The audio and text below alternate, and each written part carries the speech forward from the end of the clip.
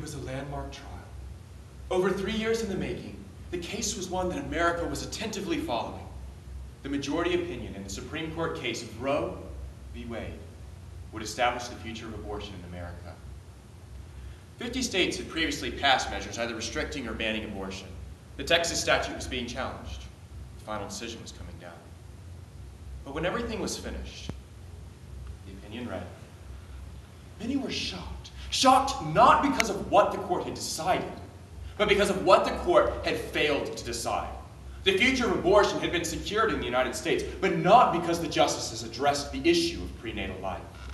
Instead, the majority sidestepped that issue and chose to do nothing. But that inaction was an action. You see, the Supreme Court failed to address what the case was really about and answer the question that is central to every abortion law. When does life begin? Instead, the justices chose to hide behind the rights of the mother, ruling that the Ninth Amendment's guarantee to privacy is broad enough to encompass a woman's decision whether or not to terminate her pregnancy. But by refusing to answer on whether a fetus was alive or not, the court was denying protection to the unborn. By refusing to consider this question of life, the court had in effect reduced the status of abortion to that of just another contraceptive measure. By refusing to answer this pivotal question, the court chose inaction. And since that time, millions of unborn have died, just as though a verdict was returned against prenatal life.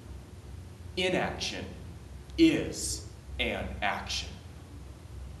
The court stated on this issue, and I quote, "We need not resolve the difficult dispute as to when life begins, when those that are trained in the respective disciplines of medicine, philosophy, and theology are unable to arrive at any consensus. The judiciary is not in a position to speculate as to the answer." But the problem with this ruling was that those very entities had already spoken. Now, the Hippocratic Oath states that in like manner I will not give to a woman a pessary to produce an abortion. Now, this clause is sworn to as every doctor undertakes his or her practice because doctors know that a fetus is alive, that it has a heartbeat in 21 days, that its brain begins to form in 23, that it can feel the pain of a needle. The American Medical Association even stated that abortion is prevalent due to a, quote, widespread and popular ignorance about the true nature of the crime. A belief that is held even amongst mothers themselves that the fetus is not alive until after a period of quickening. Unquote. The philosophical community raises a question that clearly illustrates the need for the determination that life begins at conception. This question is, where is the line? You see, if today we can kill the unborn, then tomorrow we can kill a one-day-old infant, and the argument for infanticide can be justified. Where is the line? Given the natural course of things, a fetus will develop into a child, and a child will become an adult. Now, if the punishment for killing a 3-month-old and a 30-year-old is the same, the only difference between the two being that of development, then why are we still making a distinction for those babies that are still inside the womb? Where is the line? The position of the theological community has always been absolute. In a Touchstone magazine article in 2004, it noted that a wealth of statistical information indicates that Americans view abortion as morally wrong. In a Pro-Ministries International article by Kirby Anderson, it stated that even people with widely divergent theological perspectives shared a common agreement about the humanity of the unborn. And for those of us that are Christian, the answer is so much simpler. Psalms 139:13 states, "For you created my innermost being. You knit me together in my mother's womb." By refusing to acknowledge that we live in a culture that respects the sanctity of life, both that of the born and the unborn, the court was ignoring the medical, philosophical, and theological communities that had pushed for the anti-abortion legislation in the first place. You see, despite all of that available information, they chose not to decide. But again, that inaction was an action. You see, through this inaction of the court, we have overturned the laws of 50 states and violated every standard of legal reasoning that we possess. Through this inaction of the court, we've allowed new lines to be drawn. Lines that today justify things such as euthanasia, stem cell research, infanticide. Through this inaction of the court, we have stopped the protection of the unborn. And since that time, millions of abortions have taken place. Now, the judiciary claimed that it didn't know when life began. It didn't have the information as the basis for this inaction.